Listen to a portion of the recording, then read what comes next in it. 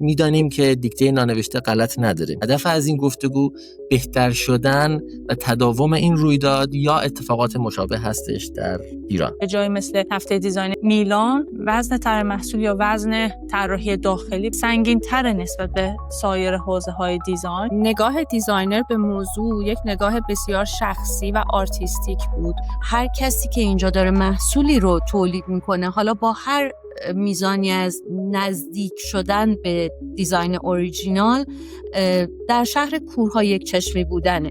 هفته دیزاین میلان تبدیل به یک کازینوی بزرگ شده. من فکر می‌کنم اگر که ما میگیم که هفته دیزاین تهران، ما تهران رو کجا می‌بینیم و دغدغمون اینه که این دیزاین با چه قشری پیوند بخوره. مد و فشن جاش تو هفته دیزاین به این شکل نیست. سوال اساسی این است که آیا در جامعه‌ای که اصلا دیزاین تولید نمی‌کنه و به دیزاین نیاز نداره، دیزاین ویک احتیاج داره یا نه؟